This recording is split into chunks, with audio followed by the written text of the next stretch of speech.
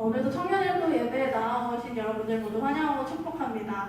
오늘은 부활주일입니다. 그래서 우리가 다시 사실 이 날이 함께 다 함께 이 자리에 모여서 서로 그리스도 안에서 다시 태어난 것을 축하하고 서로 격려해주고 축복해주면 참 좋은 날일 텐데 여러 가지 상황상 오늘 이렇게 함께하지 못하는 사람들이 많지만 그럼에도 불구하고 우리가 이 날을 더욱더 의미를 새겨야 되는 이유는 우리를 대신해서 십자가에서 죽으시고 우리를 대신해서 피 흘려 죽으신 예수님께서 다시 태어나셔서 우리를 구원해 주셨다는 그 의미를 우리가 다시 한번 깨닫고 예수님을 통해서 우리가 다시 한번 새로운 사람으로서 살아간다는 의미를 우리가 이 시간 되새겼으면 좋겠습니다. 우리에게 정말 그 소중한 생명을 주셔서 우리를 살리신 예수님을 기억하면서 우리가 이 시간 함께 찬양하길 원합니다. 함께 찬양하겠습니다.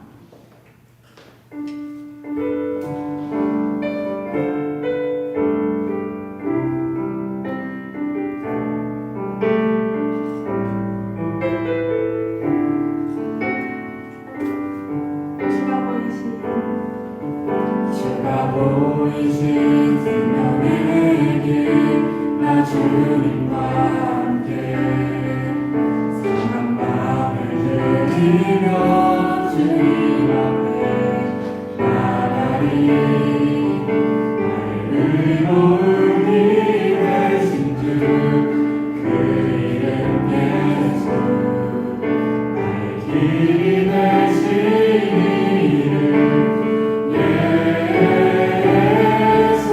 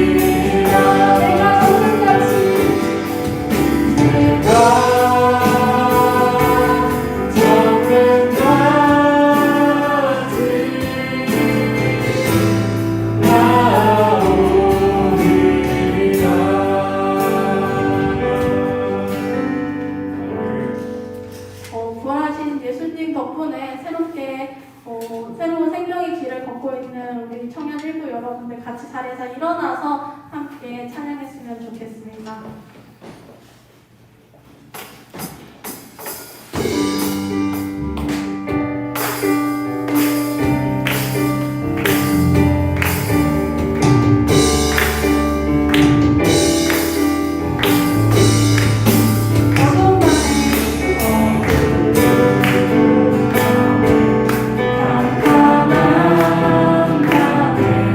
새벽을 찾아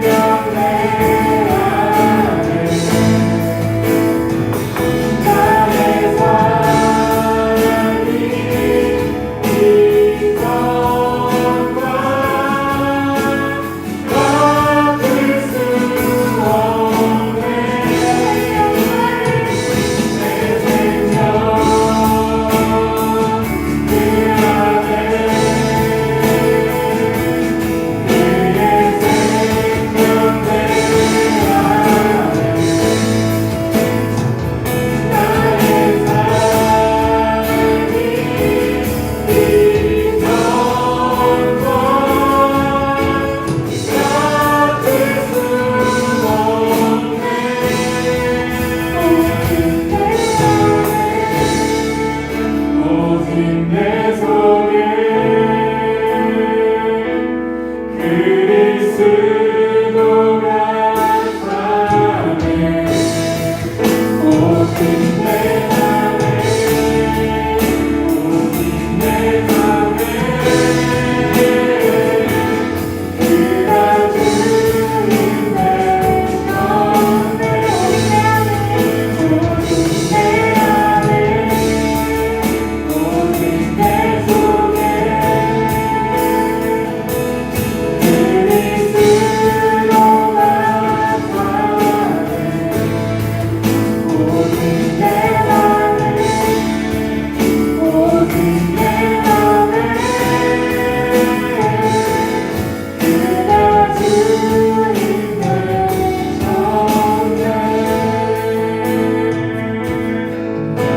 그들 시간을 우리가 우리 함께 우리 기도하길 원합니다.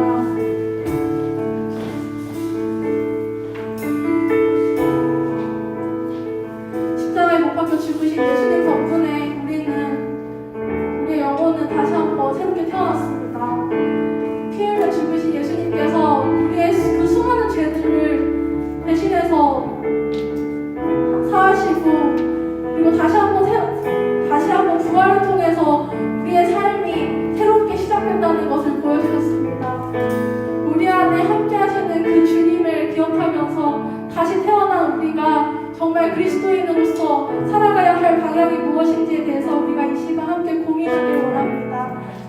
부활 생명이 정말 그 소중한 생명이 다시 한번 주어진 우리에게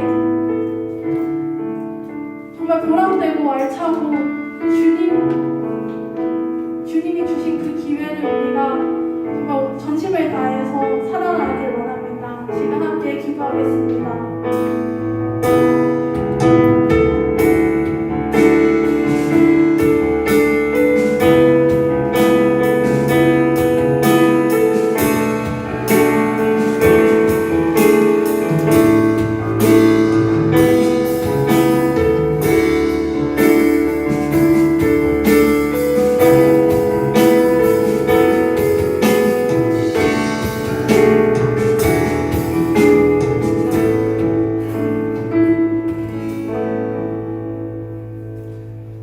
기도하시겠습니다.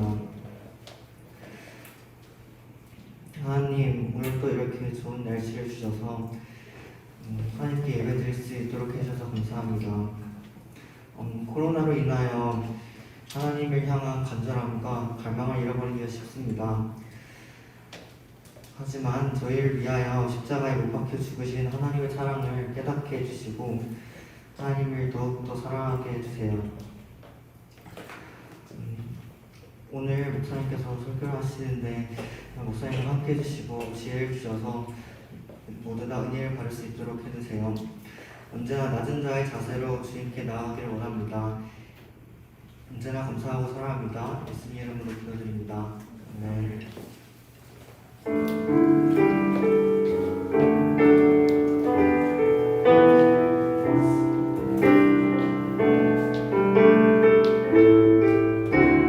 오늘 이 자리에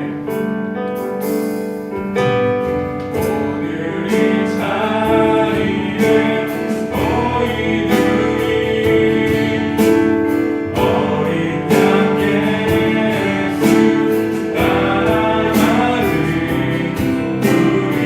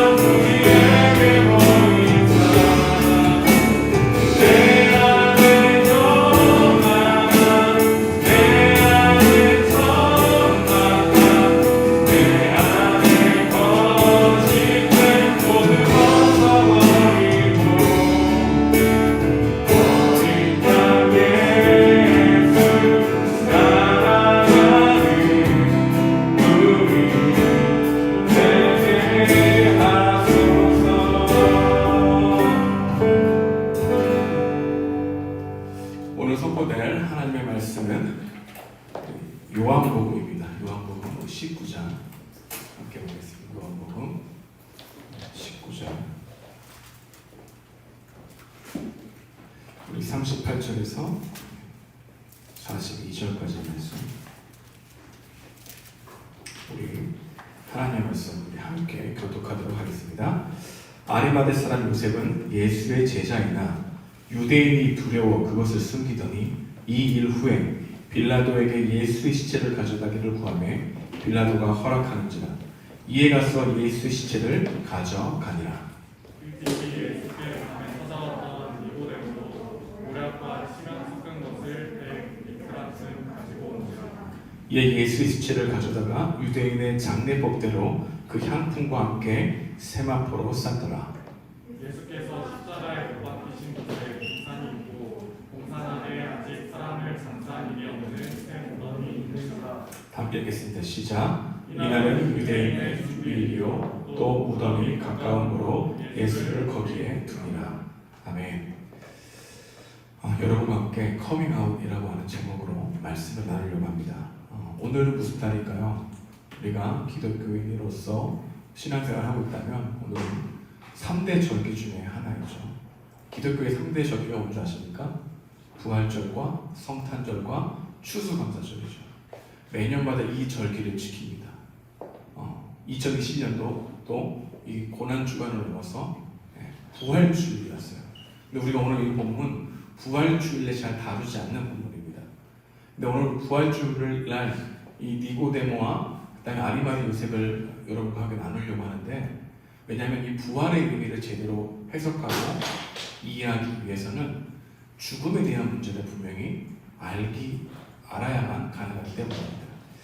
부활절, 성탄절, 추수감사절 이러한 절기가 주어진 이유는 바로 기억하기 위해서입니다. 기억하라.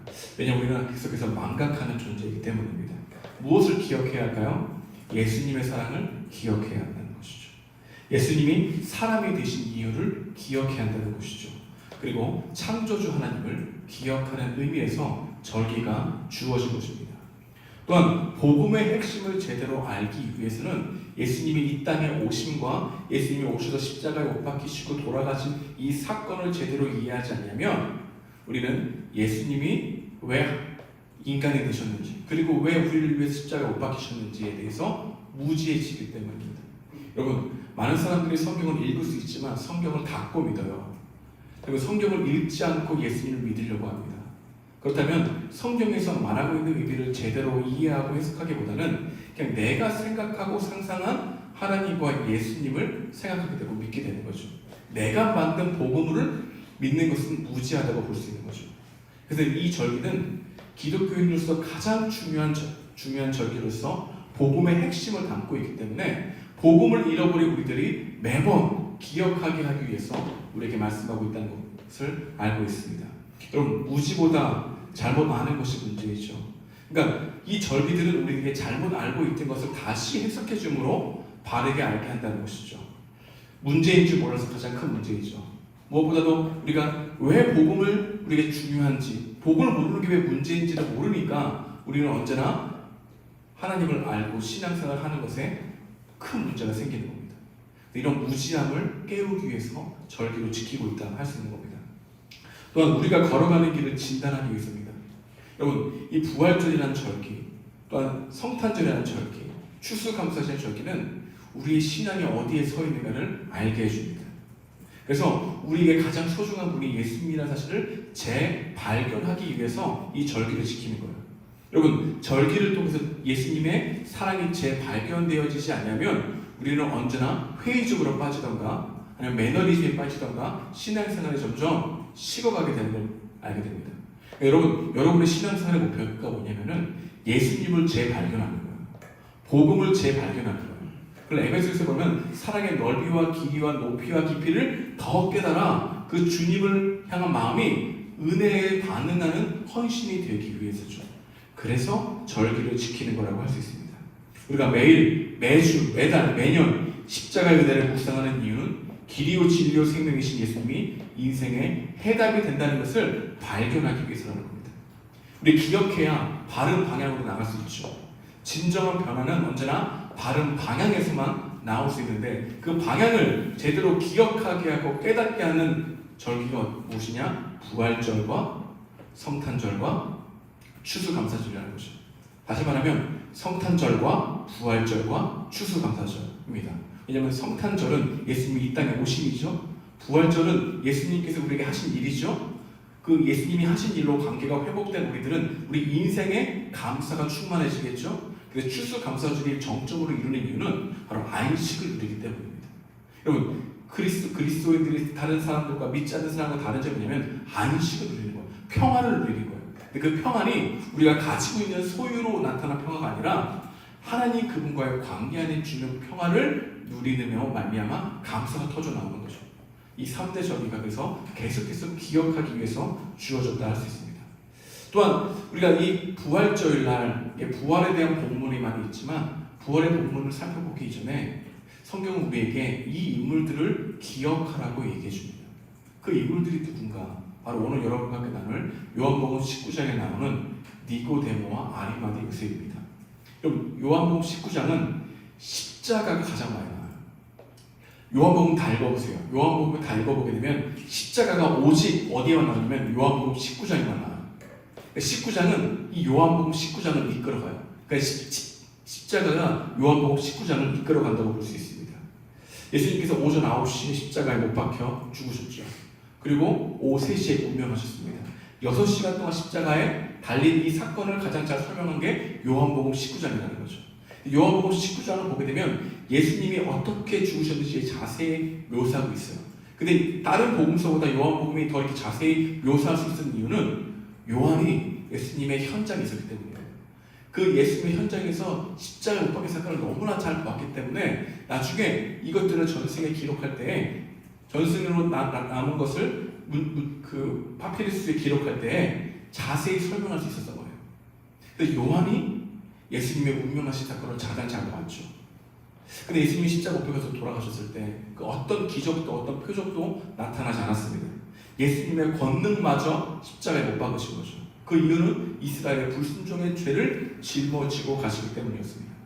예수님이 어린 양이 되신 것, 죄를 지고 가는 거죠. 죄를 소멸시키는 것이 아니라 죄가 전가되었습니다. 우리의 죄가 예수님께 전가되었다는 사실을 우리 요한복음 19장에서 볼 수 있습니다. 그러니까 요한복음 19장에 어떻게 끝나게 되면 예수님께서 운명하신 후에 십자가에 못 박혀 달려 계심으로 끝나죠. 못 박혀 달려 계심으로 끝났다는 겁니다. 대부분 십자가에 달린 사람들 중엔 대부분 거기에 매달려듭니다. 대부분 반역죄를 지은 사람들이 많았기 때문에 그러면 독수리의 먹이가 돼요. 그리고 남은 시체를 성문 밖에 있는 죄인들이 함께 있는 묘지에 장사되었습니다. 그런데 이때 그동안 자신이 예수님의 제자라고 믿고 있었지만 모든 사람들에게 속여서 자신의 정체를 드러내지 않았던 사람이 바로 아리마대 요셉과 니고데모였다는 것을 알게 됩니다. 그들이 커밍아웃을 한 거예요. 그들이 두려움을 이기고 자신이 예수님의 제자임을 모든 사람에게 드러낸 거예요. 어떻게 드러내냐면 빌라도에 가서 예수님의 시체를 달라고 하는 모습을 오늘 본문에서 보게 된 겁니다. 의외의 인물입니다. 뜻밖의 인물이죠. 왜냐하면 예수님의 12제자들은 다 없어요. 근데 의외의 인물이 니고데모와 아리마대 요셉이 빌라도에 가서 예수님의 시체를 찾기 위해서 애를 쓰는 모습을 보게 됩니다. 오늘 본문 38절인데요. 함께 읽어보도록 하겠습니다. 시작. 아리마대 사람 요셉은 예수의 제자이나 유대인이 두려워 이 일 후에 빌라도에게 예수의 시체를 가져가기를 구하매 빌라도가 허락하는지라. 이에 가서 예수의 시체를 가져가니라. 전면에 나선 사람이 아리마대 요셉이었습니다. 요셉은 예수님의 시체를 받아내기 위해서 빌라도로 찾아간 거죠. 여러분, 빌라도에 찾아갔다는 것은 어떤 의미가 있냐면 지금 아리마대 요셉과 니고데모는 공의회 회원이었습니다. 근데 공의회 회원이 결의해서 죽인 게 예수님이거든요. 근데 그 예수님을 죽인 공의회 회원으로서 다시 예수님의 시체를 장사하기 위해서 빌라도에게 그 시체를 달라고 한 것은 반역행위였습니다. 지금 공의회 회원들은 모두가 결의한 사항을 자신이 뒤집어 엎으려고 하는 거였어요. 근데 이러한 모습은 예수와 한통속이라는 것을 전면에 드러내는 거죠. 여러분, 유대인의 권력 최고의 정적 기관이었던, 정적을 찍고 있던 이 공의회 회원으로서 자신의 권력을 포기하고 주님께 나갈 수 있었던 것은 그가 무엇인가 분명히 지금 마음의 변화가 있었기 때문이었습니다. 그가 빌라도에게 찾아가 예수님의 시체를 달라고 한 것은 공의회 회원들과 대적이 되고 예수님의 제자로 살겠다고 하는 선언이었어요. 그게 언제 일어났을까? 예수님이 죽은 후에 일어났다는 겁니다. 그걸 요한이 말하고 싶어 한 거예요. 죽은 후에 모든 사람들이 다 끝났다고 생각한 후에 예수의 진정한 제자들이 나타났다는 것을 보여주고 있죠. 그렇다면 먼저 우리가 그 이야기를 살펴보기 전에 전면으로 나선 이 아리마대 요셉은 어떤 사람이었을까요? 그리고 니고데모는 어떤 사람이었을까요? 왜 요한은 다른 복음서에 나타나지 않은, 또 다른 복음에서 그렇게 다루지 않는 이 아리마대 요셉과 이 니고데모를 부각시키면서 요한복음 19장을 끌고 가고 있을까요? 복음서 전체를 보게 되면 이 아리마대 요셉에 대해서 짤막짤막하게 그를 언급한 게 있습니다. 아리마대 요셉을 요한은 예수의 제자로 표현했죠. 근데 마태는 예수의 제자 앞에 한 가지를 더 붙였습니다. 부자였더라. 부자였는데 예수의 제자였던 거예요. 그럼 부자가 예수님의 제자가 되기 힘들거든요. 근데 부자였는데 예수의 제자였다고 마태는 얘기하고 있어요. 그리고 누가복음에 보게 되면 이 아리마대 요셉을 뭐라고 얘기하냐면은 선하고 의로운 자라고 얘기하고 있어요. 그리고 도리어 하나님 나라를 기다리는 자래. 이거를 연결해 보게 되면은 부자였어요. 그 의롭고 공의로웠어요. 선했대요. 그리고 하나님 나라를 기다리는 사람이래요. 그가 누구였냐면 아리마대 요셉이래요. 또 그가 예수의 제자예요. 여러분, 이것을 연결하게 되면은 부자가 예수의 제자가 되기 힘든데 그가 부자로서 공의와 정의를 행하며 고아와 과부를 돌보는 삶을 지속적으로 살았다는 거죠. 그거를 의롭게 본 거죠. 그걸 선하게 본 거죠. 그런 삶을 살고 있으면서 내가 이렇게 공의와 정의가 흘러가지 않는 세상에서 가난한 자와 고아와 과부를 돌보는 나의 재산으로 돌보는 이 삶이 하나님의 나라의 회복이 다시 오게 한다는 것을 분명히 믿고 있었던 사람이 아리마대 요셉이었다는 거죠. 그러니까 아리마대 요셉은 다른 공의회 회원들과 달리 돈으로 모든 것을 지배하려고 하는 게 아니라 돈을 흘려보냄으로 말미암아 하나님의 나라를 이루고 싶은 열망이 가득했던 자가 누구였느냐? 아리마대 요셉이었다는 거죠. 다른 사람과 달리 그는 높은 자리에 오르려고 돈을 쓰는 유대인이 아니었습니다. 자신의 욕망을 실현하고자 주위 사람들을 돈으로 타락시키는 일을 하지 않았다는 거죠. 그가 부자이면서 선하고 의로울 수 있었던 이유는 하나님을 경외하는 삶의 태도와 자세가 그에 있었기 때문에 자기가 가지고 있는 재산을 흘려보낼 수 있다는 거죠. 자신의 가진 재산을 흘려보내고 말미암아 선하고 의롭다는 이야기들을 모든 사람들이 받는 거죠. 여러분, 이게 아리마대 요셉이었다는 거예요. 그러니까 아리마대 요셉은 자신이 커밍아웃이 않아도 사람들에게 존경을 받는 삶을 살았습니까? 살지 않았습니까? 살았어요. 그냥 아무 말 하지 않고 예수 믿지 않는다고 하고 그냥 예수님이 가르치신 말씀을 실천하며 살았던 인물이었는데 그렇게 해도 상관없었어요. 근데 굳이 예수님이 십자가에 못 박히신 후에 곧바로 자신이 예수의 제자임을 드러냈다는 것에 어떠한 사건이 해석이 되었다는 것이죠. 그게 바로 아리마대 요셉이었다는 겁니다. 여러분, 이 아리마대 요셉의 삶을 보면서 우리가 알 수 있는 메시지 중 하나는 여러분, 우리의 인생은요 하나님과의 관계, 사랑과의 관계, 물질과의 관계에 많은 영향을 받습니다. 여러분, 하나님과의 관계와 사랑과의 관계, 그리고 물질과의 관계를 어떤 위치에 두느냐에 따라서 우리가 맺는 열매는 달라져요. 하나님을 나의 인생의 주인으로 모시고 있느냐, 마음의 중심으로 모시고 있느냐, 아니면 물질을 내 머리 위에 두고 있느냐, 내 마음의 중심에 두고 있느냐, 사람을 하나님보다 물질보다 더 중요하게 여기느냐에 따라서 삶에 맺는 열매는 다르다는 거죠. 아리마대 요셉은 무엇보다 하나님의 머리의 중심이었어요. 그래서 이 비인격적인 관계가 되자 비인격적인 이 돈을 다스릴 수 있었죠. 어떻게 다스렸습니까? 자기가 가지고 있는 것들을 충분히 나눌 수 있었던 이유는 하나님과의 인격적인 관계가 되었기 때문입니다. 근데 많은 사람들이 대부분 하나님과의 관계를 가슴의 중심으로 두기보다 사랑과의 관계, 특히 더 나아가 동의 관계의 중심으로 두게 되면은 인격적으로 봐야 될 사람을 비인격적으로 보게 되고 비인격적으로 대해야 될 돈을 인격적으로 대하는 우를 범하게 되죠. 그래서 사람을 이용하고 사람을 도구로 보는 이유는 비인격적인 돈이 그 사람의 중심이 되었기 때문입니다. 근데 아리마대 요셉은 그렇지 않았다는 거예요.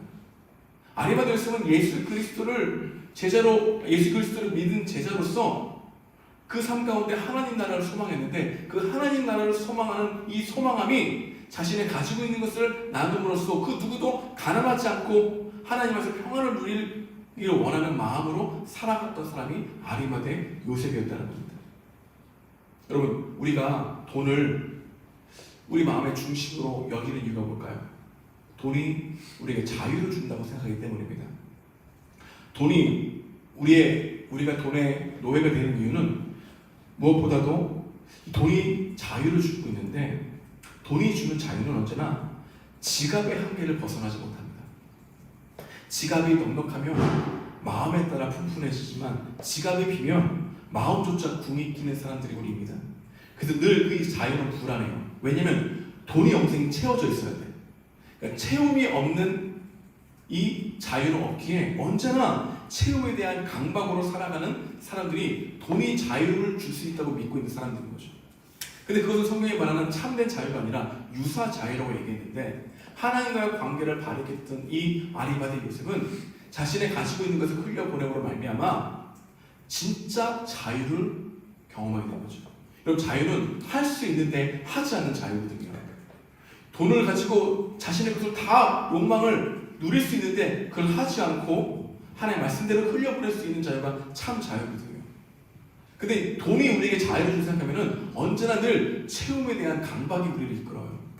그렇다 보니까 자유롭지가 않고 돈이 있을 때만 자유롭다고 생각하는 거죠. 그러니까 돈이 없게 만드는 그 일들에 자신을 투영하지 못하게 되죠. 근데 오늘 본문에 보니까 이 아리마대 요셉이 예수님의 장례를 위해서 가지고 온 이 예물의 양이 상당하다고 할 수 있죠.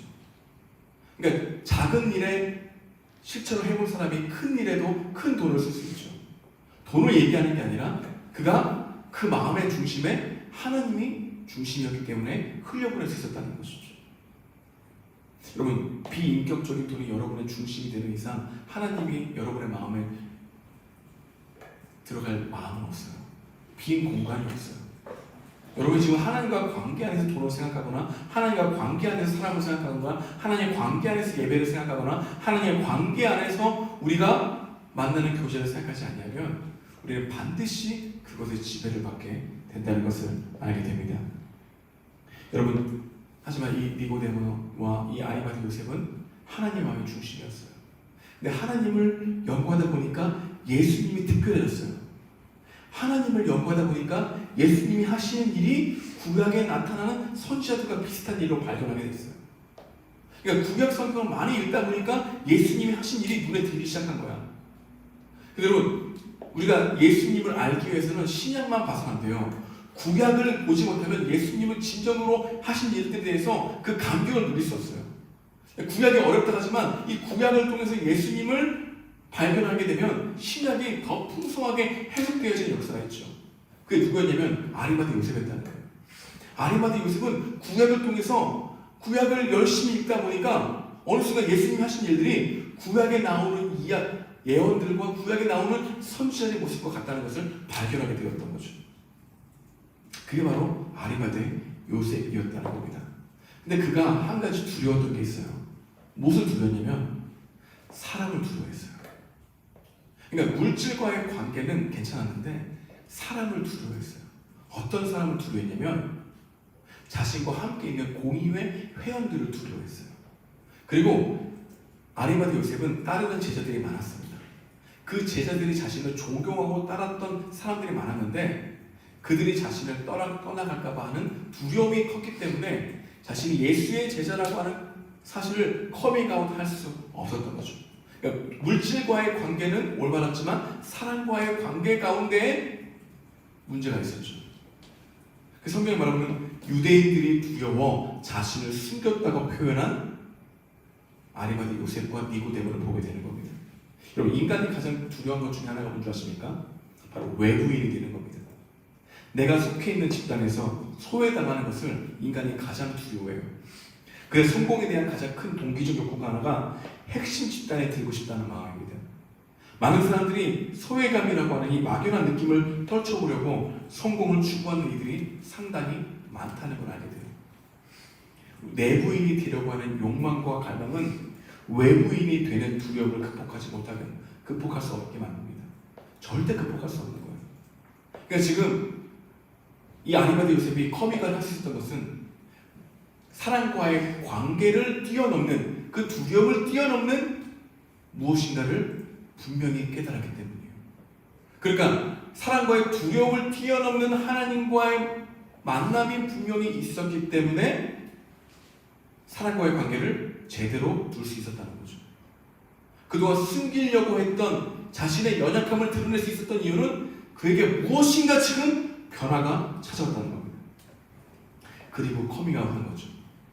오늘 여러분과 함께 이렇게 아리마대 요셉을 살펴봤는데, 이 아리마대 요셉이 그럼 어떻게 그 두려움을 이겨내고 커밍아웃을 할 수 있었을까요? 이렇게 세 가지를 말씀드리고 합니다. 첫 번째는 정말 예수님의 죽음이 슬펐기 때문입니다.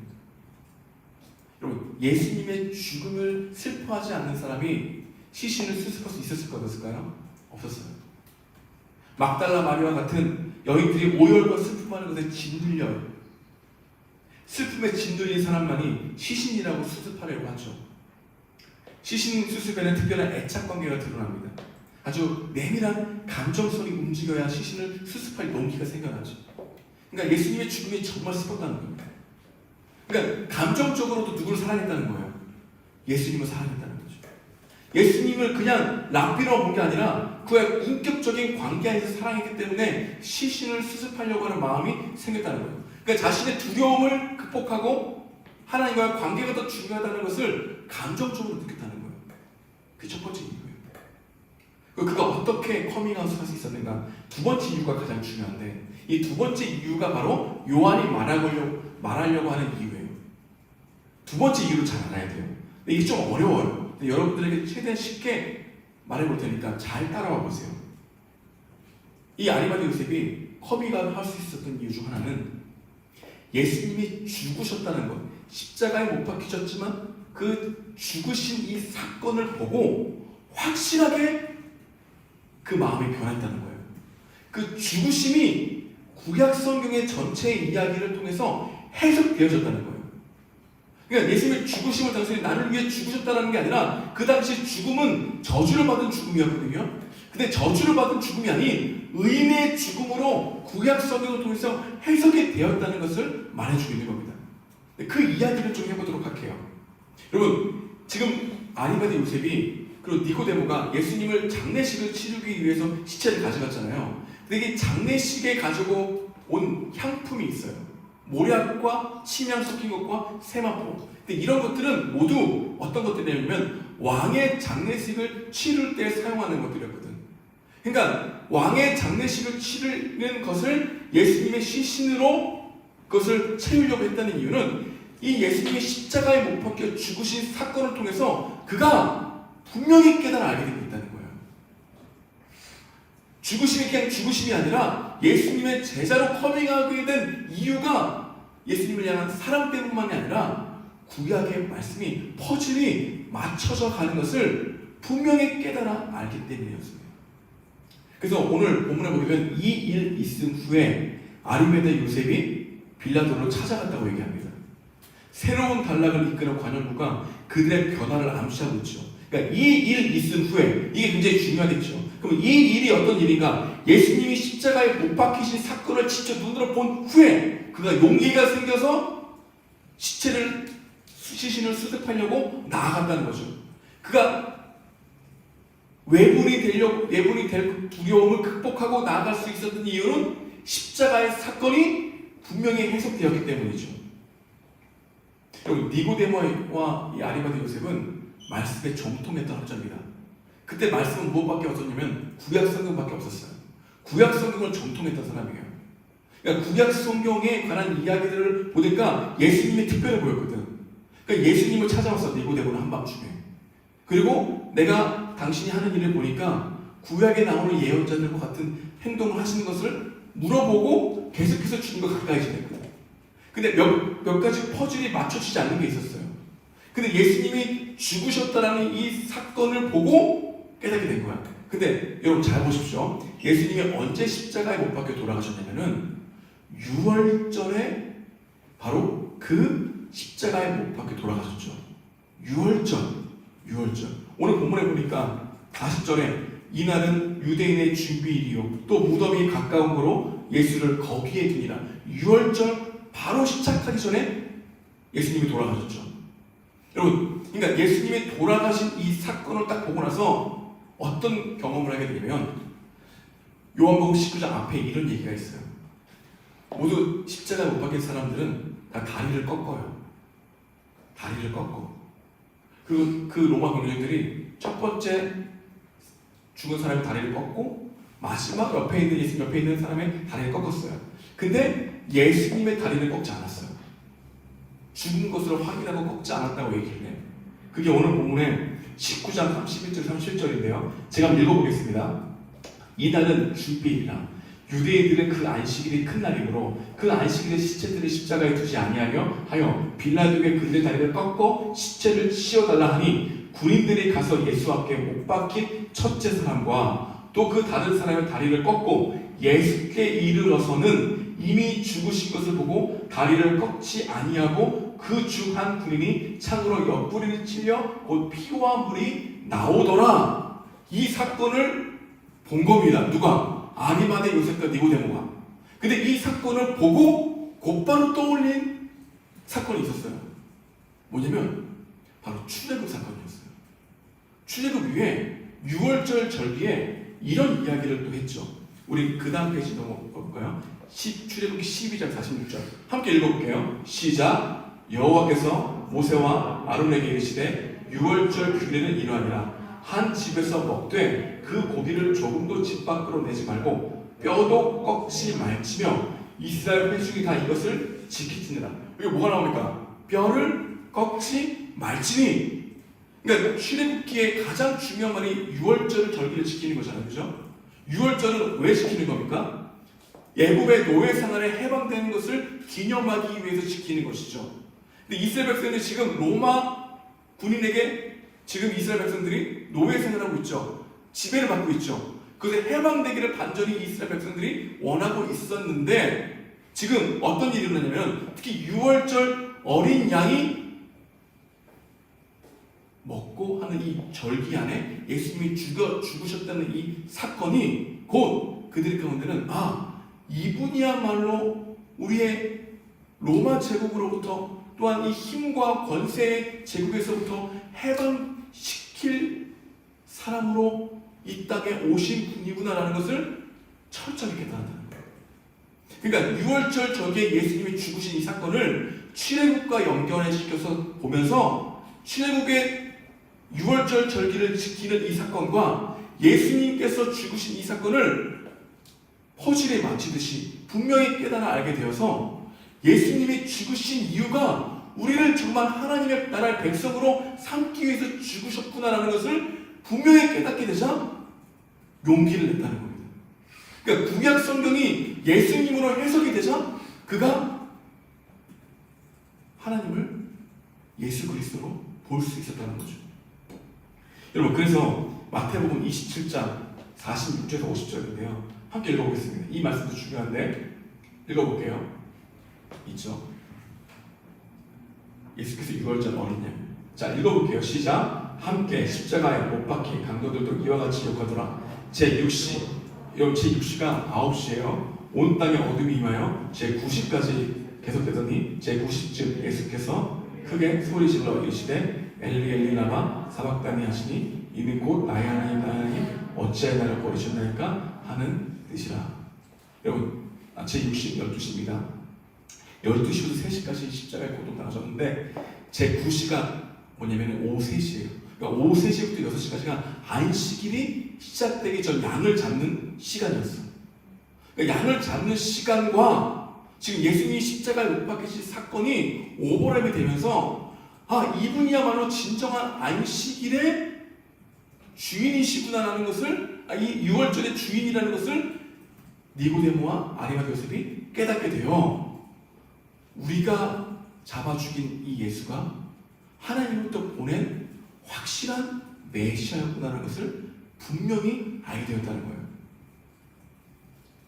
또 니고데모는 예수님을 만나기 전에 어떤 대화를 나누냐면은 요한복음 우리가 잘 알고 있는 3장 14절 한번 더 읽어볼게요. 모세가 광야에서 시작. 모세가 광야에서 뱀을 든 것 같이 인자도 들려하리니 이는 그를 믿는 자마다 영생을 얻게 하려 하시니라. 하나님이 세상을 이처럼 사랑하사 독생자를 주셨으니 이는 그를 믿는 자마다 멸망하지 않고 영생을 얻게 하려 하시니라. 중요합니다. 뭐가 중요할까요? 인자가 들려야 하리니 모세가 광야에서 뱀을 든 것 같이. 이게 누구와의 대화이냐면 니고데모와의 대화였어요. 니고데모가 이런 대화를 하고 나서 예수님께 십자가에 못 박힌 사건이 마치 구약에 나타난 노뱀이 쳐 들려 올린 것처럼 자신을 희생하고 죽은 이 사람을 바라봐야 살 수 있다는 것을 구약 성경에 나온 이야기와 연결시켰다는 거예요. 그러니까 지금 아리마대 요셉과 니고데모는 구약에 정통했죠. 구약 성경을 읽다가 예수님이 하나님이 보내신 분인 것을 알고 구약 성경을 읽다가 자신들이 죽인 예수가 하나님으로부터 온 메시아였다는 것을 분명히 깨닫게 되자 커밍아웃을 하게 된 거예요. 여러분, 이게 매우 중요합니다. 아리마대 요셉과 니고데모는 구약 성경에 계속해서 말씀하신 메시아 요건이 모두 갖춘 분이 누구라고 얘기했냐면 예수님이라고 확신했어요. 여러분, 이게 왜 중요하냐면은 여러분, 여러분들이 예수님을 어떻게 믿게 되냐면요, 구약 성경을 읽다가 그 구약 성경에 나타난 일들이 예수님과 연결될 때에 여러분들 마음 가운데 그 주님을 더 확신할 수 있게 된다는 거예요. 우리가 초대교회 성도들이 신약 성경이 있었을까요? 없었을까요? 없었어요. 초대교회 성도들이 가지고 있던 성경이 구약 성경이었어요. 근데 구약 성경은 철저하게 누구를 예비하고 있습니까? 예수님을 예비하고 있는 거거든. 그러니까 예수가 우리의 메시아가 되는 사건이 정말 확실하게 믿어지기 위해서는 어떤 성경에 정통해야 돼요? 구약 성경에 대해서 확실히 알고 있어야 되죠. 그러니까 구약 성경에 나타난 메시아가 곧 예수님이라는 사실을 더 깊이 깨닫게 되면 자신의 두려움을 극복하고 주님께 나아갈 수 있다는 것을 보여주죠. 그러니까 니고데모와 아리마대 요셉이 구약의 수없이 많은 예언들이 예수님에 관한 것이라는 것을 분명히 깨닫게 되자 용기가 생겨나죠. 근데 우리가 여러분 한 가지 좀 생각해 봐야 될 것은 우리가 성경을 띄엄띄엄 보잖아요. 성경을 거의 안 보지. 대부분 우리는 지금 조각난 상태에 있어요. 조각난 이야기들만 갖고 있어요. 죽음이면 죽음, 부활이면 부활, 인간이 오시면 오심, 예수님이 하신 일과 대부분 도덕적인 일 다 따로 되어 있어. 이것들이 서로 연결이 안 돼. 그러니 우리 마음 가운데는 다 조각난 복음이 심겨져 있어서 생명이 자라기가 힘들어. 왜냐? 서로 연결이 되지 않거든. 근데 아리마대 요셉과 이 니고데모는 구약을 정말로 열심히 읽다 보니까 예수님이 하신 일이 정말 연결이 되기 시작하는 거야. 연결이 되기 시작하니까 해석되기 시작하는 거야. 해석되기 시작하니까 자신의 삶을 투영하기 시작하는 거야. 그러니까 이 조각난 것들이 서로 퍼즐이 맞춰지게 되는 거지. 그러니까 하나님 말씀을 깊이 깨닫게 되면 예수님을 더욱 사랑하게 되는 것을 몸소 경험하게 되자 그가 두려움을 이기고 자신이 예수의 제자라는 것을 선언할 수 있었다는 겁니다. 그게 커밍아웃 할 수 있었던 이유예요. 여러분, 저는 여러분들이 이 세상을 살아가면서 예수의 제자로 커밍아웃을 할 수 있으려면 하나님의 말씀에 대한 확신이 성경대로 죽으시고 성경대로 부활하셨다는 이 복음이 구약을 통해서 또한 예수 그리스도를 연결시키거나 또한 그 의미를 해석할 수 없다면 우리는 하나님께 우리의 모든 것을 걸지 않아요. 못해요. 우리가 지금 다 조각난 복음만 갖고 있는 거야. 우리가 알고 있는 지식이 다 파편적이에요. 근데 아리마대 요셉과 이 니고데모가 나중에 이 초대교회의 중요한 성경 교사가 됩니다. 왜냐하면 구약에 관한 메시아에 대한 예언을 모두 예수님이 하셨다는 것을 잘 정리한 사람이 아리마대 요셉과 니고데모였습니다. 여러분, 구약에는 예수님에 대한 예언이 몇 가지가 나오냐면은 332개가 있다고 합니다. 근데 구약 성경의 332개 중에 우리가 잘 알고 있는 게 60여 개가 되는데, 그 60여 개들이 그 구약의 흐름을 따라서 분명히 이해가 되어지면 예수님이 오신 사건이 단순히 우리의 죄를 위해서 오신 사건으로 해석되는 게 아니라 이 역사 안에 오셨다는 사실이 받아지게 되므로 우리 인생의 주인과 이 역사의 주관자가 하나님이라는 사실을 분명히 알게 되면 우리의 모든 것을 걸고도 아깝지 않을 만큼 그분이 우리 인생의 중심이라는 것, 우리 인생을 이끌어 가신다는 것을 확신할 수 있다는 거예요. 여러분, 여러분이 아무리 확신하려도 여러분 스스로 하나님에 대한 확신할 수 있을까요? 없을까요? 없어요. 여러분, 아무리 주님 믿으려고 하더라도 그 주님의 말씀이 이해되지가 않고 해석되지 않으면 여러분 주님 믿을 수 있을까요? 없을까요? 없어요. 우리가 믿으려고 하는 의지가 있지만 그 의지는 우리를 언제나 꺾잖아요. 근데 아리마대 요셉이 그 주님에 대한 열심을 가지고 있는 가운데 이 십자가 사건이 분명히 해석되어지자 모든 파편난 조각에 있는 복음들이 총체적으로 이해되기 시작하면서 하나님을 알게 됐다는 거예요. 우리 담임 목사님 이것을 큰 그림이라고 얘기하는데, 큰 그림이고 좋은 뜻이지만 총체적으로 파편된 주님에 대한 이야기가 하나로 해석되어질 수 있을 때 우리는 더욱더 주님을 확고하게 알 수 있죠. 그래서 우리에게 소망이 되는 게 뭐냐면, 여기에 보면 모태신앙 많잖아요. 우리 어렸을 때부터 그래도 감사한 게 뭐냐면은 성경에 대해서 조각조각 알고 있어요. 근데 그것을 예수님으로 연결시키지 못해요. 근데 조각조각 알고 있는 이것들이 여러분들이 주님이 우리 마음 가운데 오셔서 이 조각난 이 퍼즐 조각들이 정말로 끼어 맞춰지게 되는 그런 일들이 일어나면은 나중에 예수님을 믿게 된 사람보다 훨씬 더 주님을 깊게 알고 따라가게 된다는 것을 말해주고 있는 거예요. 그러니까 우리가 지금 왜 이곳에 앉아 있습니까? 어렸을 때 왜 신앙 교육을 받게 하셨습니까? 주님은 이때를 위함이에요. 아리마대 요셉과 니고데모가 예수님의 12제자보다 뛰어난 제자입니다. 뛰어나다고 얘기하려고 하는 게 아니라 우리 주님은 우리 여러분들에게 그런 모습을 기대하고 있고 그렇게 만들어 가실 거라는 겁니다. 조각난 복음으로만 만족하지 말고 아리마대 요셉이 니고데모가 구약에 있는 메시아가 정말 예수님이라는 사실을 정말 퍼즐이 맞히듯이 알게 되는 것처럼 여러분들이 구약을 통해서 그리스도가 왜 필요한지, 그분이 왜 예수님이신지, 왜 이 땅에 오셔야 되는지, 그분이 하신 말씀이 왜 성취되어야 하는지가 정말 알게 되고 깨닫게 되시면은 여러분들도 어떤 용기가 생겨난다는 겁니까? 니고데모와 아리마대 요셉과 같은 용기가 나타나게 된다는 거죠. 그렇지 않고서는 예수의 제자로 살 수 있다 없다? 없다는 겁니다. 그러니까 여러분의 조각난 복음을 가지고 하나님을 안다고 얘기하지 말라는 겁니다. 여러분, 우리가 성경을 읽을 때, 설교를 들을 때에도 설교에 나오는 이 본문에서만 의미를 찾으려고 하면은 본문을 제대로 해석할 수 없어요. 성경 전체에 나오는 이 흐름 속에서 이 본문을 볼 수 있어야 하나님을 제대로 알 수 있는 거예요. 그래서 니고데모와 아리마대 요셉은 커밍아웃을 할 수 있었어요. 그 증거가 뭐냐? 니고데모가 가져온 것들이 왕의 장례식이었다는 것은 곧 구약에서 나타난 메시아가 예수님이었구나라는 것을 확실히 깨달았기 때문이에요. 또 그들에게 우리 주님이 어떤 일을 보이셨냐면 부활하신 모습을 보이셨다는 것을 알게 됩니다. 우리 한번 고린도전서 15장 4절에서 6절인데요. 함께 읽어보겠습니다. 시작. 장사 지낸 바 되셨다가 성경대로 사흘 만에 다시 살아나사 게바에게 보이시고 후에 12제자에게와 그 후에 500여 형제에게 일시에 보이셨나니 그 중에 지금까지 대해서 살아있고 어떤 사람들은 잠들었으며. 그래서 500여 형제들 중에 누가 있었을까요? 아리마대 요셉과 니고데모도 있었을 겁니다. 다시 말해서 더 더 확신하게 됐죠.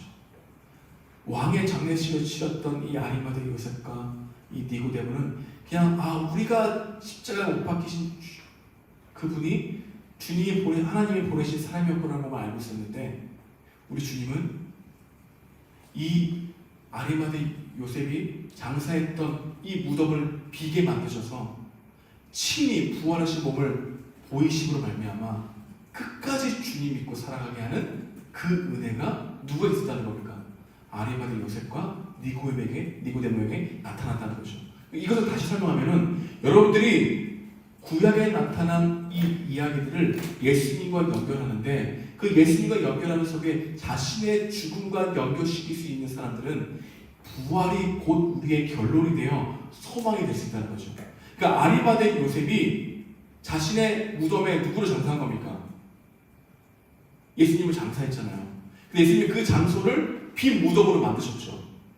이게 뭐냐면, 예수님을 우리 삶 가운데 죽은 존재를 여겼다가, 우리 주님은 죽은 존재가 아니라 지금도 살아계시는 하나님으로 그에게 다시 드러내심으로 말미암아 아리마대 요셉과 니고데모에게 살아있는 동안 하나님의 통치와 다스림을 받을 수 있는 제자로서 살아가게 하셨다는 거예요. 여러분, 지금 여러분들이 예수님을 죽은 것처럼 여기고 있으면 십자가에 그냥 못 박히시고 장사된 하나님으로만 여기고 있는 거예요. 근데 우리 주님은 부활하심으로 말미암아 우리에게 무엇을 깨닫게 하시냐면은, 지금도 나에게 말씀하시고 깨닫게 하시는 하나님으로 발견되어지는 거죠. 우리는 지금 무덤 안에서 주님을 바라보고 있기 때문에 우리 인생에 하나님을 없는 것처럼 여기지만, 우리 주님은 그 무덤 안에 갇혀있던 우리의 마음을 깊이 여셔서 우리 마음을 빈 무덤으로 만드셔서 친히 우리 가운데 거하시겠다고 하는 말씀을 주시는 거라고 해석할 수 있다는 겁니다. 이 말씀을 바울이 어떻게 해석했냐면, 갈라디아서 2장 20절입니다. 함께 읽어볼게요. 갈라디아서 2장 20절 맨 마지막에 있습니다. 시작. 내가 그리스도와 함께 십자가에 못 박혔나니 그러즉 이제는 내가 사는 것이 아니요 오직 내 안에 그리스도께서 사시는 것이라. 이제 내가 육체 가운데 사는 것은 나를 사랑하사 나를 위하여 자신을 버리신 하나님의 아들을 믿는 믿음 안에서 사는 것이다. 내가 하나님의 은혜를 패하지 아니하노니 만약 의롭게 되는 것이 율법으로 말미암으면 그리스도께서 헛되이 죽으셨느니라. 다시 말합니다. 니고데모가 예수님을 장사했던 무덤, 예수님을 죽은 것처럼 여겼던 그 마음, 하지만 그 주님인 그 무덤을 나오셔서 친히 누구에게 보셨습니까? 니고데모와 아리마대 요셉에게 보이심으로 우리 안에 거하시듯이, 그 아들 안에 거하시듯이 우리들도 지금 주님을 없는 것처럼 여기고 살고 있지만, 우리가 주님의 말씀을 통해서 분명히 예수님이 하나님이 보내신 아들이라는 것을 깨닫게 되면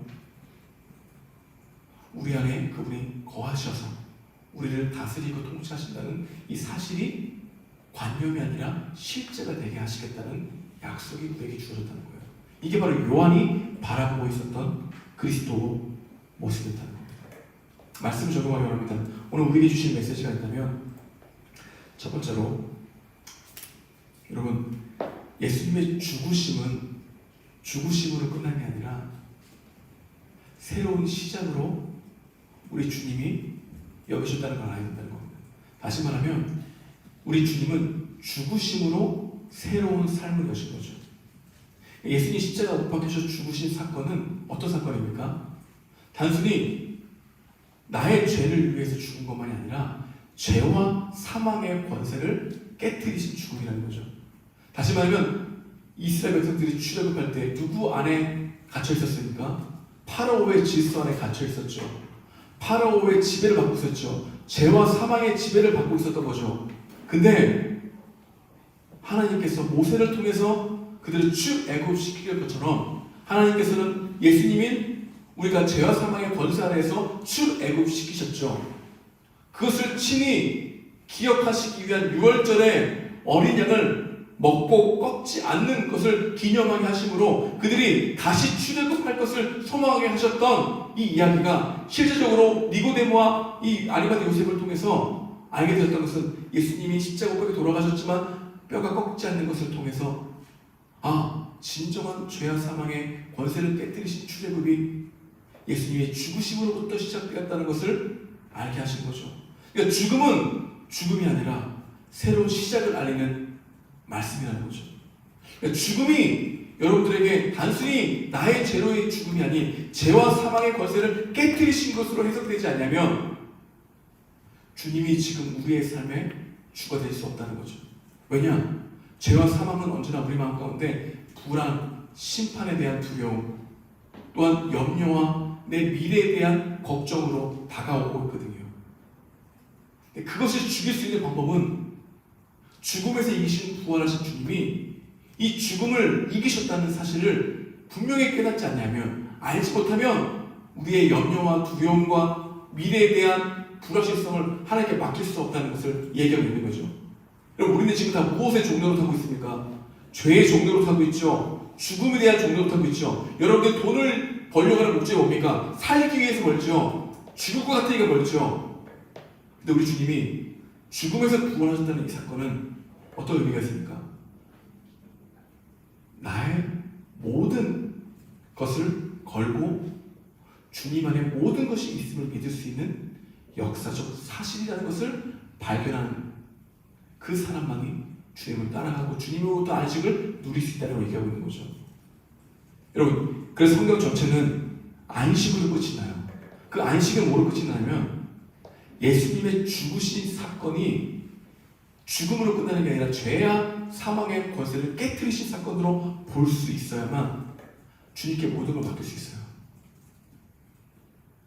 여러분, 제가 오늘 성경 신학적으로 설교를 해석했는데, 설교를 하고 있는데, 구약에 대한 말씀을 통해서 신약의 예수님이 해석되어지지 않냐면 우리는 여전히 주님을 주인으로 모실 수가 없어요. 그러니까 여러분들이 말씀을 조각난 것으로만 믿고 있다면 하나님을 온전히 믿을 수 있는 마음이 생기지 않는다는 거예요. 그러니까 부활도 우리는 듣고 하나의 관념으로 여기지만 여러분, 성경 전체의 스토리 안에서 부활을 발견하게 된다면 여러분의 전 존재를 걸고 주님을 쫓아가게 된다는 거예요. 요한은 그걸 말하고 있는 거예요. 근데 요한은 우리에게 어떤 걸 말하고 있냐면 죽으심과 부활하심에 관한 이야기를 파편적으로 알지 말고 죽음이 곧 새로운 시작이라는 사실을 구약을 통해 분명히 깨달아 예수님이 왜 우리의 주인 되신지를 더욱 말씀을 통해서 발견하는 사람만이 예수의 제자로 드러내는 열심을 낼 수 있다는 거죠. 그게 요한이 주님을 따라갈 수 있는 비결이라고 말하고 있는 겁니다. 말씀을 다시 한번 정리하기 원합니다. 여러분 지금 설교 말씀만 듣고 신앙생활하고 있는데 설교 말씀만 듣고 신앙생활하게 되면 조각난 복음밖에 모르고 있는 거예요. 절대 예수님으로 해석되지 않습니다. 아리마디 요셉처럼 구약의 말씀을 읽는데 신약의 말씀에 생각나고 신약의 말씀 읽는데 구약의 말씀들이 떠올라 조각난 것들이 퍼즐에 맞춰지듯이 그 주님이 하신 일들이 내 마음 가운데 새겨지는 사건이 여러분들에게 일어나야 아리마디 요셉과 니고데모처럼 주님 바라볼 수 있다는 겁니다. 그런 은혜가 이렇게 소망합니다. 그런 마음이 있어야 돼요. 부활을 그냥 믿지 말고 정말 믿을 만한 것인지 성경의 말씀을 해석해보면서 성경의 말씀을 서로 비교해보면서 그분을 알려고 하는 열심으로 나가기 원합니다. 여러분, 그 부활은 절기로만 지킬 게 아니라 기억할 것으로만 끝나는 게 아니라 부활은 다시 성경으로 돌아가 왜 부활이 소망인가를 발견하기 위한 시작이라는 걸 기억해야 돼요. 여러분의 삶에 주님의 죽으심과 부활하심이 중심이 되기 원합니다. 그래야 여러분들의 인생이 바뀔 수 있어요. 여러분, 교회에서 들어야 될 것은 죽으심과 부활하신 예수님의 왜 우리의 소망이 되신가요? 여러분이 예수님의 소망이 되지 않으면 다른 무엇인가가 여러분들의 소망이 됩니다. 그리고 다른 무엇인가의 소망은 우리에게 유사 자유를 주지 참된 자유를 주지 않는다는 거예요. 교회 와서 말씀을 듣는 것으로 끝나는 것은 여러분 안에 파편만 꽂히게 된다는 것이죠. 퍼즐을 맞출 수 있는 그 주님을 향한 마음이 성경 전체의 흐름을 통해서 발견할 수 있는 은혜가 있길 소망합니다. 그 말씀을 읽어야 돼요. 근데 저는 여러분들에게 말씀을 읽으라고만 설교를 끝내고 싶지 않아요. 말씀을 읽을 때 하나님께서 이 말씀을 깨닫게 해달라고 하는 간구함이 함께 있어야 말씀을 진정으로 읽는 거예요. 그러니까 주님에 대한 여러분들의 열심이 얼마나 있는지, 나는 정말 진정한 목마름으로 주님을 찾고 있는지, 아니면 거짓 목마름이 있는데 목마름보다 나를 속이고 있지 않는지 뒤돌아보라는 겁니다. 아무리 여기서 설교를 많이 듣고 은혜를 받고 감정이 내 마음 가운데 일어나도 내가 하나님 말씀을 스스로 읽는 가운데 구약과 신약이 예수 그리스도로 해석되어지지 않냐면 우리의 신앙은 힘 있게 나갈 수 없어요. 예수의 제자로 세상에서 나를 커밍아웃 할 수 없어요. 언제나 위축되고 언제나 두려워하고 언제나 적당하게 손해보지 않을 만큼만 주님 믿고 따라가려고 해요. 그런 인생들 되지 않길 소망합니다. 그래서 부활하신 주님을 말씀을 통해서 만나야 돼요. 우리 주님은 이것을 여러분들에게 도전하고 있는 겁니다. 하나님을 어떻게 여기고 있는가? 그냥 설교들을 일주일에 한 번 듣는 말씀으로만 여기고 있는가? 내가 찾고 찾아서 만나야 될 하나님을 보고 있는가?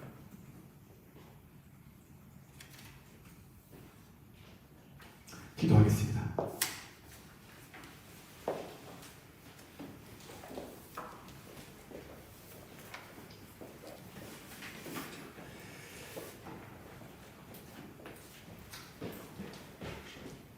오늘 부활절인데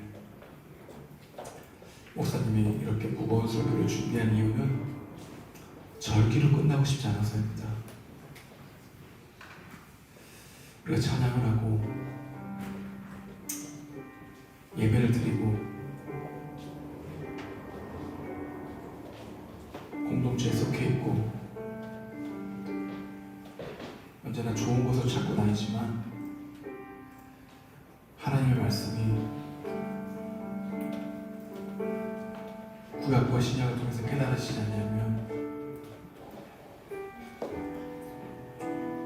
왜 예수님이 우리에게 구원자가 되시는지에 대해서 성경에서 발견하지 못하면 우리는 언제나 예수의 제자임을 숨기고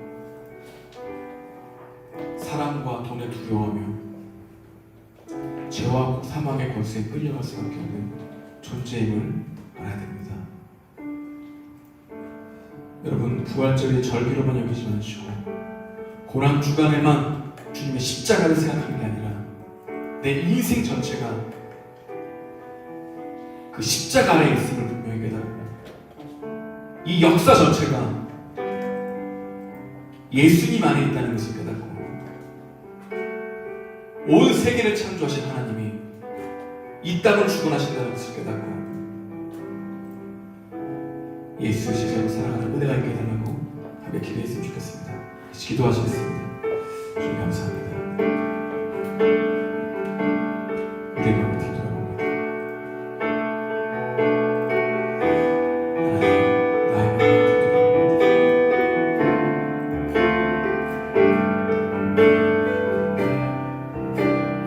주님을 하나님을 도와주십시오. 조각난 복음만을 가지 않게 해주셔서 주님을 도와주십시오.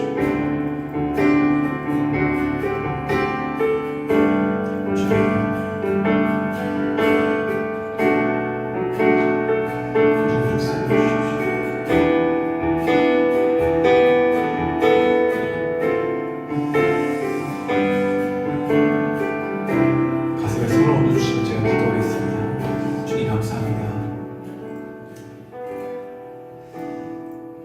우리가 하나님 말씀 너무나 모릅니다. 설교를 듣고 내가 이해되어지고 내가 고민하는 문제들만 해결되어지면 말씀의 은혜를 받았다고 생각하는 여기들 우리들의 마음에만 있습니다. 주님, 단단한 음식을 먹을 수 있는 하나님으로부터 지혜가 없습니다. 우리 마음 가운데 조각난 복음만 있을 뿐입니다. 총체적으로 하나님의 말씀을 통해서 예수님을 발견할 수 있는 마음과 지혜와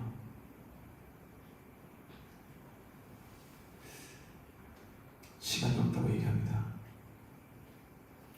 주님 도와주십시오. 그냥 부활절이 절기로 끝나면 또 다르게 우리는 종교성으로 신앙생활을 하게 되지만 아리마대 요셉과 니고데모가 예수님의 죽으신 이 사건을 통해서 구약의 말씀들이 조각난 것들이 맞춰지는 것처럼 그 안에 해석이 되어지고 이분이 내가 정말 모셔야 될 분이구나라는 것을 깨닫게 되었듯이 우리 청년들이 하나님의 말씀을 하찮게 여기지 않게 하시고 하나님의 말씀이 사랑의 러브레터처럼 예수님을 알아가고자 하는 인격적인 만남에 중요한 도구가 되게 하셔서 구약의 말씀을 통해 예수님을 발견하고 예수님의 말씀을 통해서 구약의 말씀이 해석되어지는, 그래서 우리 인생의 주인이 예수 그리스도라는 것을 니고데모와 아리마대 요셉처럼 발견되어질 수 있도록 이들의 삶에 역사하여 주옵소서. 주님, 부활절 기억합니다. 단순히 예수님이 부활하신 것만 기억하는 것이 아니라 이 부활의 의미가 무엇인지 말씀 통해서 알고 싶어하는 시작점이 될 수 있도록 인도하여 주옵소서. 이대로 축복합니다. 예수님의 이름으로 기도드리옵나이다. 아멘. 그럼 찬양하겠습니다.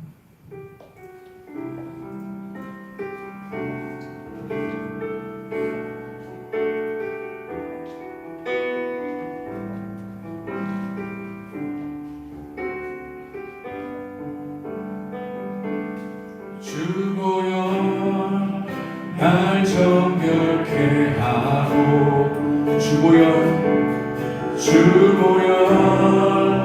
날 자유케 하리 주 앞에 나 예배하리니 시간 나의 모든 것을 주께 드리네 주의 손 날 위해 지키셨고 주의 발 날 위해 박히셨으니 이제는 내가 사는 것이 아니요 오직 주를 위해 사는 것이라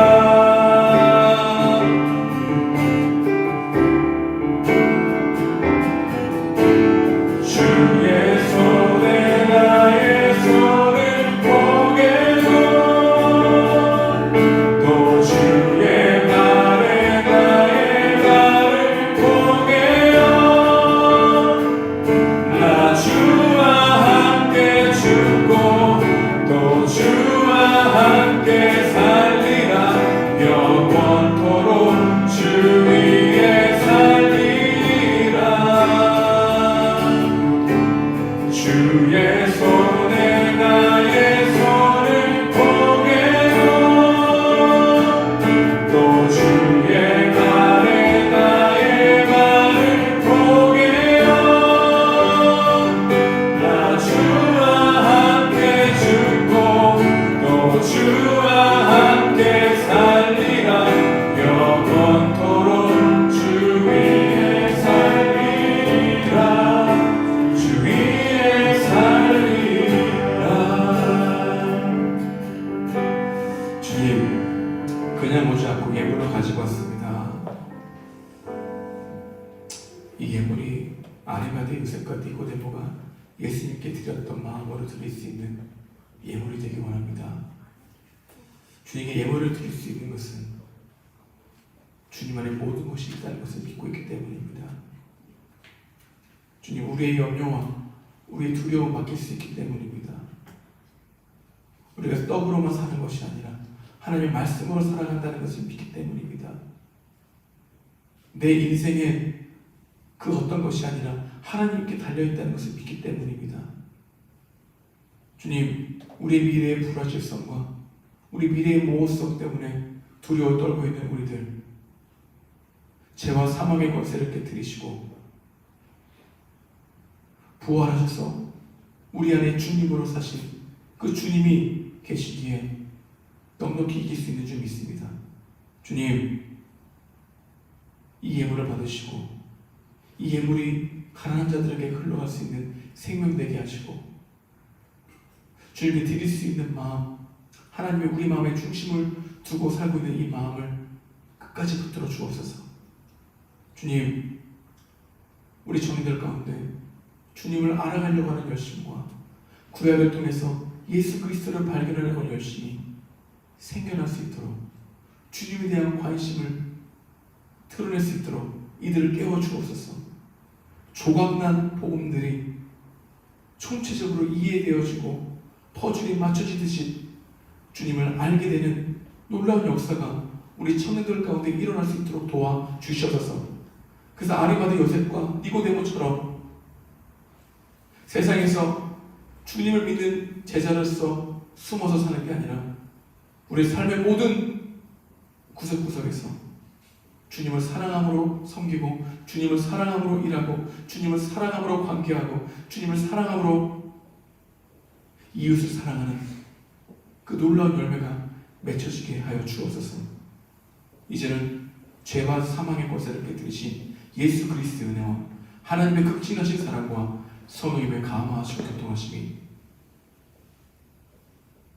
조각난 복음만 알고 있는 우리 청년들 머리 위에 하나님의 말씀이 총체적으로 깨닫게 되어지는 은혜가 있게 주님의 이름으로 축원하옵나이다.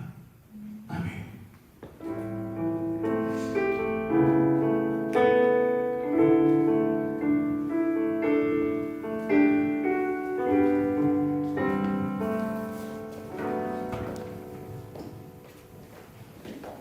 네, 안녕하세요. 안녕하세요.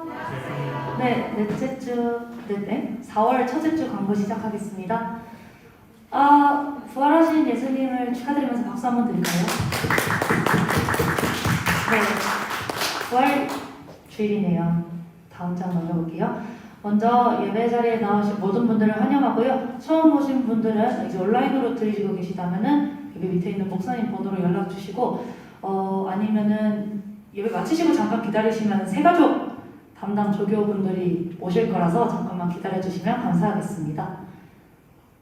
네, 다음 장입니다. 이번 주까지 기수 소개가 없고요. 오늘까지 복음 캠페인 교회 홍보 영상이 나오는데, 이전 앞주 2주까지는 저희가 그 청년부 자체 제작 영상이었고요. 이번 주에 틀어드릴 영상은 그 교회에서 만든 영상이니까요. 지금 어떻게 한번 틀어볼까요? 소리가 지금 안 들리나요? 되나요? 그렇군요. 그러면은 다 나오는 거 먼저 해볼게요. 예배 후에 가족 모임이 있어요. 안전수칙에 유의해서 질문 모임 해주시고, 지원비 있는 거 가족장분들 다 전달 받으셨죠? 지원비가 있으니까 되도록 식사는 하지 마시고 카페 가서 커피나 다바 정도 즐기는 정도로만 해주시고요. 그리고 영수증 주실 때 회계에 따로 부탁이 있었는데 반드시 이름과 항목 그리고 계좌번호를 꼭꼭 적어주시는, 아니면은 청구를 해도 돈을 못 받아가세요. 그래서 꼭 억울하잖아요. 억울하진 않아. 어쨌든 다음 장입니다. 새 가족 소개 있습니다. 어떤 가족이 배정될지 정말 궁금하지 않나요? 한 2명 온 것 같습니다. 현장 예배. 궁금하지 않나요? 감사합니다. 그러면 영상 먼저 보고 새 가족 소개를 해볼까요? 어떻게? 영상 먼저 보겠습니다. 뒤에 불 한 번만 꺼주시면 감사합니다.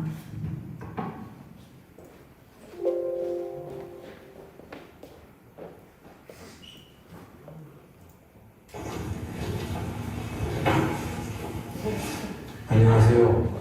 정현구 목사입니다. 이전 목사입니다. 전사입니다. 교회에서는 4월부터 복음 캠페인을 시작합니다.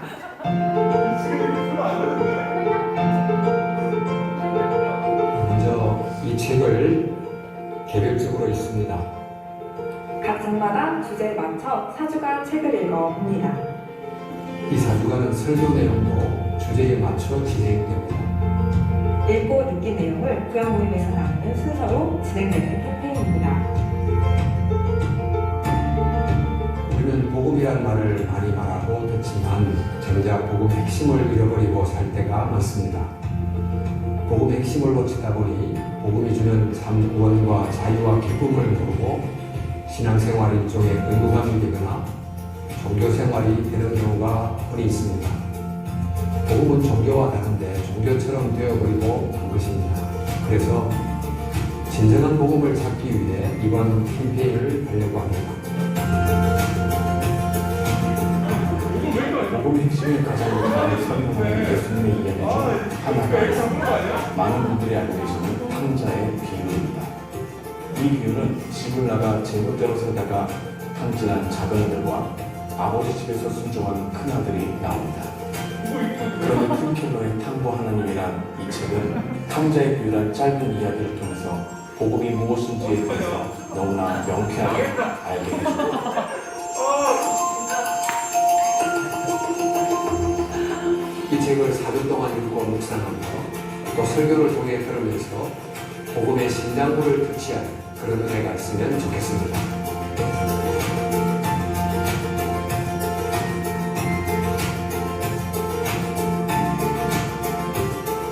성도 여러분, 이번 복음 캠페인으로 여러분을 초대합니다.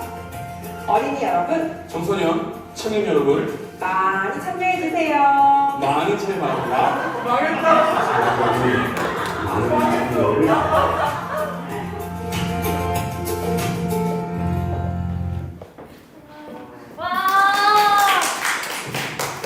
네, 저희 목사님은 슬림하십니다. 이게 카메라가 잘 못 잡은 것 같아서 제가 대신 변명을 드리자면, 네, 저 목사님 저렇게 쿵푸팬더 같지 않고 실제로 보시면 그 맷 데이먼인가요? 누구죠? 맷 데이먼 맞나요? 닮았다고 처음부터 어필을 하셔가지고 저희는 다 그런 줄 알고 있습니다. 네, 장난이고요. 네, 되게 잘 나온 것 같습니다. 영상 감사하고요. 그러면 이제 여러분 저희가 뭐가 남았죠? 맞아요. 새가족 소개를 한번 해보도록 하겠습니다. 아! 새가족 소개 광고보다 재밌다! 넘겨보겠습니다. 새가족을 소개합니다. 이번에 4주간에 여러분 새가족 들어오는 그 루트를 알고 계신가요? 제가 요즘 영어 공부를 해서 한국어가 잘 안 되는데 그 새가족은 일단 교회 처음 등록하고 4주간 새가족 모임을 가진 다음에 가족으로 배정을 받게 돼요. 그래서 4주간 꾸준히 나오신 이 두 분에게 일단 박수 먼저 드리겠습니다. 네, 먼저 43기 새가족 이소망 양이랑 39기 새가족 김석우 군. 네, 너무 궁금하지 않나요? 다음으로 빨리 넘어가 볼게요. 네. 김석우 39기 취미는 악기 연주고요. 별명은 석구. 그 SF9의 김모론 군이랑 이름이 똑같아요. 죄송합니다. 네, 석우 좌우명은 사랑이 답이다. 저희 공동체 정말 맞는 좌우명 잘 오셨습니다. 네, 좋아하는 것은 이야기 나누는 것이고 청년부의 한마디는 부족하지만 잘 부탁드립니다입니다. 박수! 다음 장 한번 넘겨볼까요? 어디 보자. 이 친구는 박정준 가족에 배정받게 되었습니다. 박정준 가족장 오늘 서구님 오셨나요? 안 오셨나요? 온라인 가족 모임으로 찾아뵙도록 하겠습니다. 네, 다음. 네, 이소망 43기 학사 친구인가요? 네, 학사 친구입니다. 그 학사에 43기의 변모 다은 양이 있거든요. 친구인 것 같아요. 그죠? 네. 취미는 요즘은 그할 영상을 종종 찾아봐요. 별명은 망이? 너무 귀엽지 않나요? 하나 새로 지어줄까요? 망고? 죄송합니다. 좌우명은 하나님께서 주신 은혜 감사하며 살자. 오, 저희 청년부랑 되게 어울리는 좌우명이네요. 네. 좋아하는 것은 스릴러 영화 및 드라마, 맛있는 음식이면 뭐든. 그알 영상들, 오케이, 파악 완료. 네. 그리고 청년부에 하고 싶은 한마디는 반갑습니다 였습니다. 우! 그리고 네, 어디보다 이 친구는 오경채 가족입니다. 이 친구도 아직 학사에 있죠? 온라인으로 찾아뵙겠습니다. 감사합니다. 네, 사실은 축복성을 준비를 했는데요. 안 왔네요. 네, 어떻게 저희 보고 있나요? 그러면은 하늘의 축복이라는 축복성을 한번 불러보도록 하겠습니다. 제가요? 네. 아, 네. 여러분 다 같이 불러주시면 감사할 것 같습니다. 새 가족을 축하하는 마음으로 반주 주세요. 박수 칠까요? 둘, 셋, 넷. 당신을 기뻐하는 하나님, 당신을 축복하는 하나님, 당신의 없는 얼굴 속에서 하나님의 웃음 보이네. 옆에 친구 보셨어? 당신의 길을 아는 하나님, 당신의 마음을 아는 하나님, 당신이 행복할 수 있도록 하나님 돌보시는 그 하나님 신실하시고 그 많은 사랑 당신에게 주길 원하네. 그 하나님 하늘에 쌓은 새로운 소망을 당신에게 준다네.